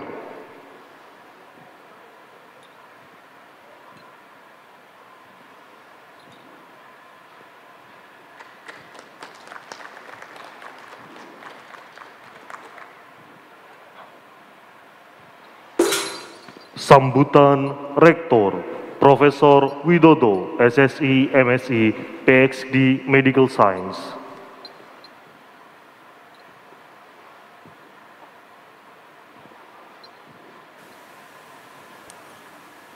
Bismillahirrahmanirrahim.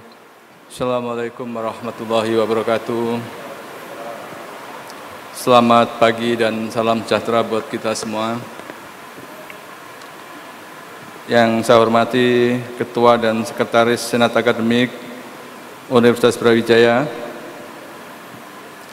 anggota Majelis Wali Amanah, yang terhormat Bapak Rektor Prof. Nufil, terima kasih. Ini salah satu rektor, tetap mantan rektor tapi masih aktif dan terus aktif untuk hadir setiap kegiatan di acara kita. Terima kasih dukungannya.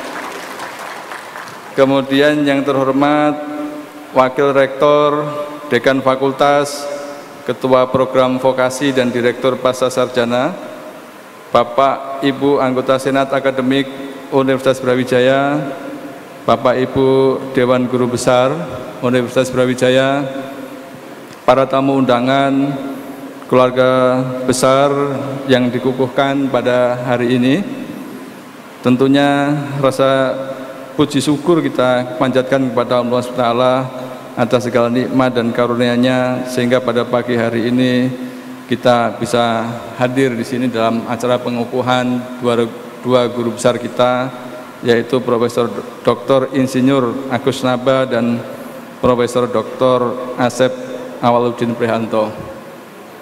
Bapak sekalian, juga kami segenap keluarga besar Universitas Brawijaya mengucapkan berita duka yang mendalam atas meninggalnya keluarga besar kita, putra terbaik dari Universitas Brawijaya, yaitu Profesor Dr. Ratyanitya.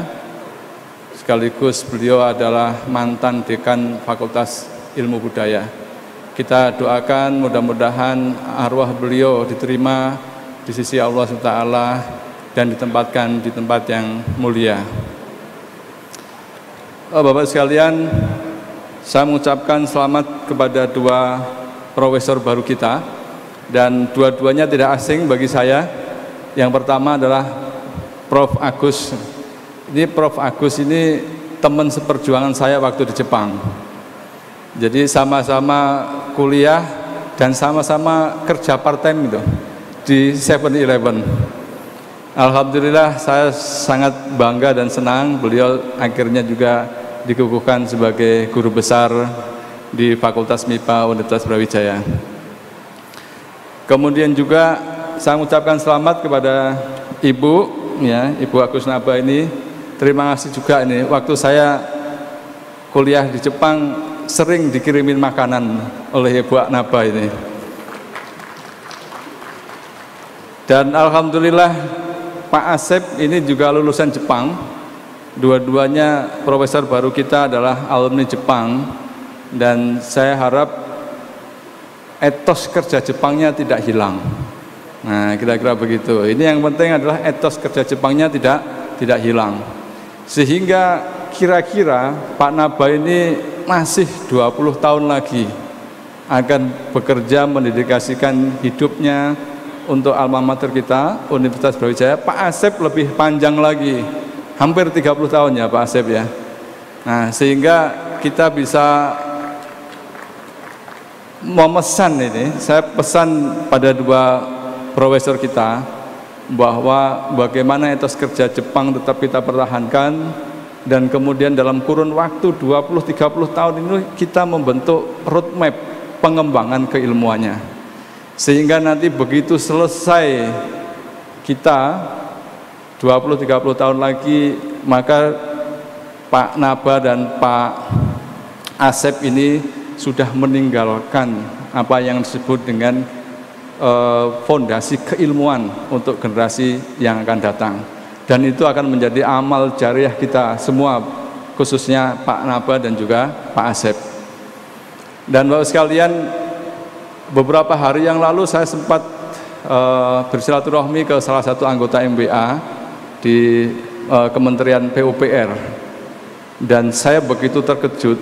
Saya silaturahminya itu malam hari, saya pulang itu jam setengah 10 malam, tetapi kantor itu masih aktif sekali. Pegawainya hanya sedikit yang sudah pulang, hampir semua dia masih aktif, lampunya masih menyala, orangnya masih banyak. Itu di negeri kita, di Indonesia, di Jakarta. Nah, kita berharap nanti kedua profesor ini tetap membawa budaya Jepangnya untuk tetap bekerja keras di kampus, di laboratorium. Nah, ini juga khusus ini saya pesan kepada Ibu Naba dan Ibu Asep ini, kalau suaminya belum pulang jam 9 malam, itu jangan dicurigai, kemungkinan masih kerja di laboratorium. Nah, ini saya kira penting ya, kita tidak bisa mengejar ketertinggalan negara-negara lain tanpa kita harus melakukan kerja keras dan kerja yang cerdas. Ya, di antara kerja yang cerdas itu adalah bahwa planning dan rencana membentuk roadmap keilmuan itu menjadi sangat penting. Dan ini tugas mulai minggu depan, Pak Naba ini saya kasih tugas baru Pak Naba, karena sudah profesor, mau nggak mau harus mengembangkan keilmuan dan membentuk network dengan industri. Dan kebetulan kita mendapatkan partner dari industri multinasional, industrinya G4S, itu salah satu industri security yang berbasis IT.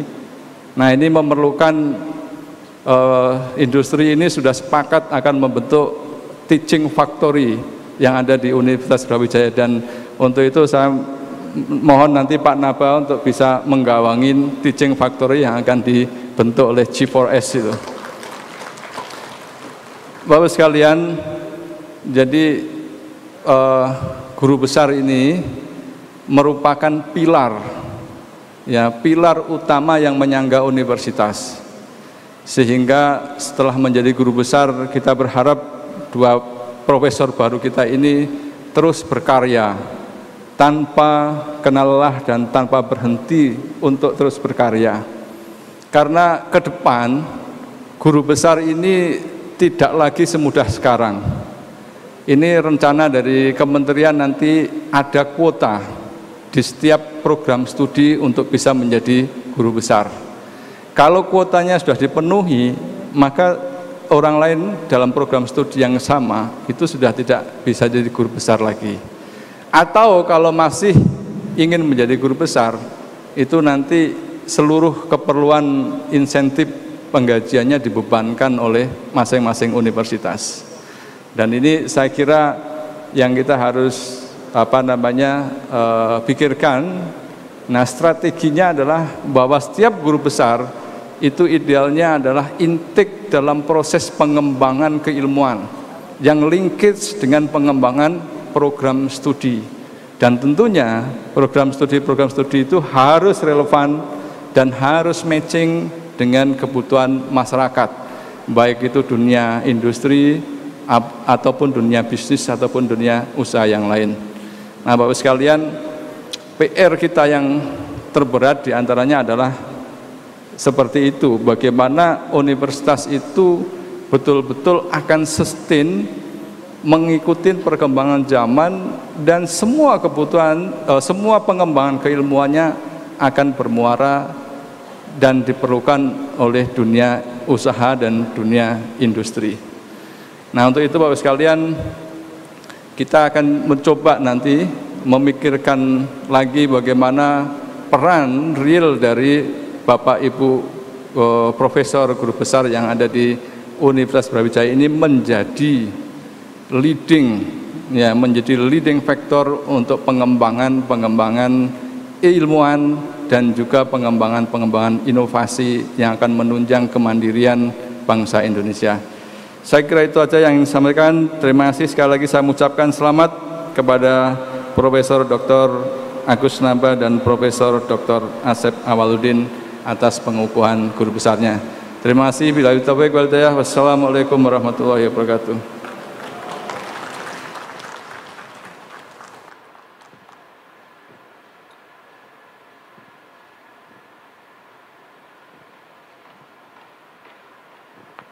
Doa.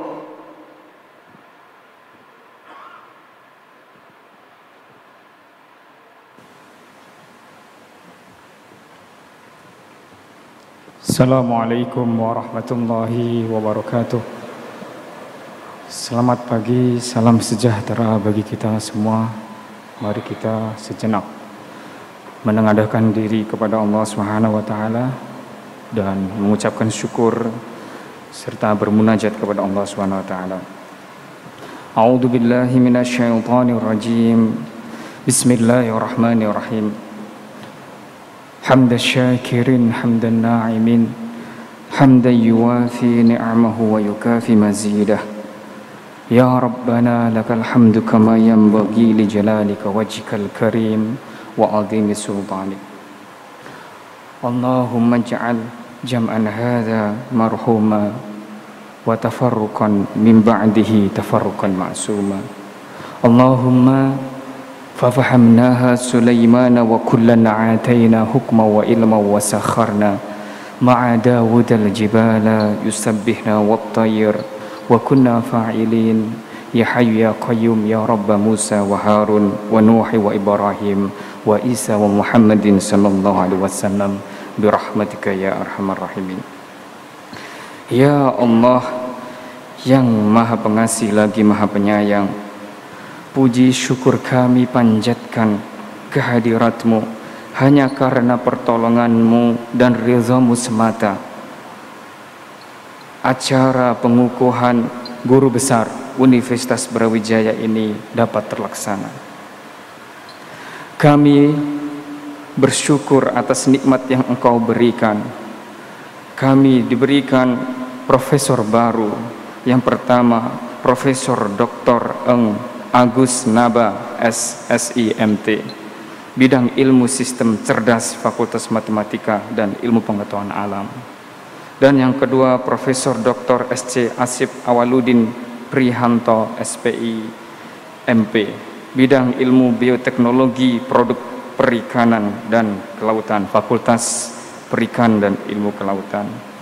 Dengan segala kerendahan hati kami berdoa kepadamu ya Allah, jadikanlah acara pengukuhan ini sebagai bentuk rasa syukur kami agar mampu meningkatkan kualitas diri kami, mengembangkan ilmu dan memanfaatkan ilmu pengetahuan ini demi terwujudnya Universitas Brawijaya yang unggul, cinta ilmu, beradab, dengan memberikan kemaslahatan kepada masyarakat luas, bangsa dan negara serta dunia. Ya Allah, berilah kemampuan kepada kami untuk terus meningkatkan prestasi Universitas Brawijaya, perengkingan baik nasional maupun internasional. Ya Allah, ya Alim yang maha mengetahui, kami sadar bahwa semua yang terjadi atas kodrat dan iradahmu. Untuk itu ya Allah, bukakanlah hati kami dan pikiran kami untuk terus beristiqomah, berpegang teguh pada ajaranmu. Allahumma inna nas'aluka ilman nafi'a wa rizqan thayyiba wa amalan mutaqabbala. Ya Allah, kami mohon ilmu yang bermanfaat, rizki yang baik dan amal ibadah yang diterima. Berilah kami kemampuan untuk dapat memanfaatkan ilmu kami. Berilah kami kekuatan untuk terus mengabdi pada agamamu, bangsa dan negara Indonesia. Ya Allah, ya Qadir yang Maha menetapkan, tetapkanlah diri kami hingga akhir kehidupan kami nantinya sebagai hamba yang husnul khatimah, hamba yang berakhir dengan panggilanmu yang sukacita, hamba yang sekaligus sebagai khalifah di muka bumi yang bertugas menata, merawat, melestarikan alam ini dengan lebih baik lagi. Berilah kami kekuatan menegakkan yang ma'ruf dan mencegah yang mungkar. Ya Allah yang Maha Pengampun, ampunilah diri kami, kedua orang tua kami, para pemimpin kami. Jagalah kami dengan penjagaanmu dan perlindunganmu, wahai Zat yang Maha Agung. Rabbana taqabbal minna innaka antas samiul alim wa tub alaina innaka antat tawwabur rahim. Rabbana atina fid dunya hasanah wa fil akhirati hasanah wa qina adzaban nar. Assalamualaikum warahmatullahi wabarakatuh.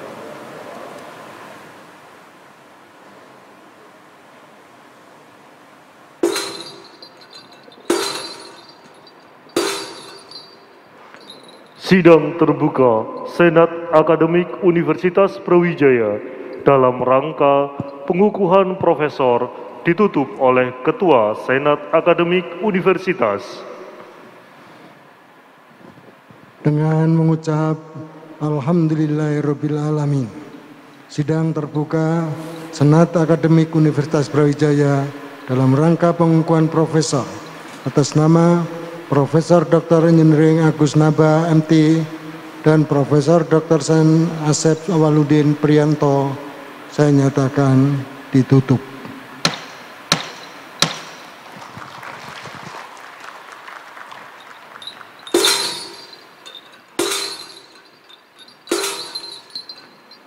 Himne Guru, hadirin dimohon berdiri.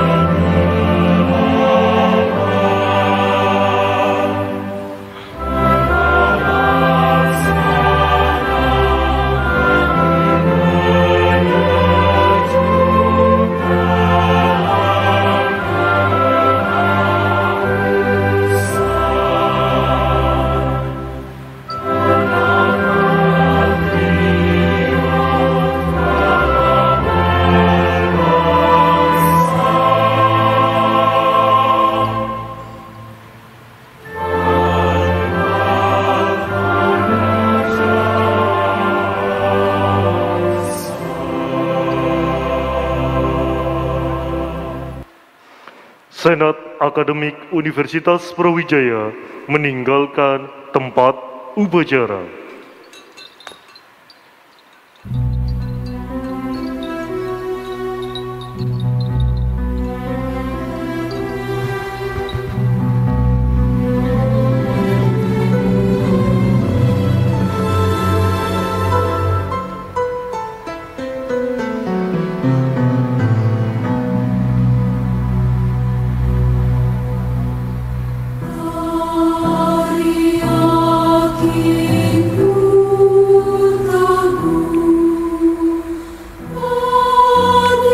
kami silakan kepada para ibu dan wanita Persatuan Universitas Brawijaya untuk mengikuti barisan senat.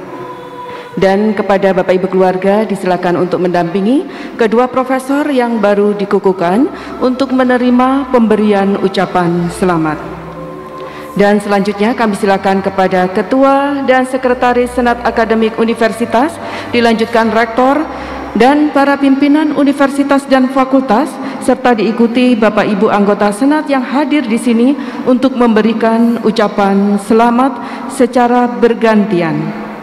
Pemberian ucapan selamat ini tetap mematuhi protokol kesehatan, untuk itu mohon untuk tidak bersentuhan.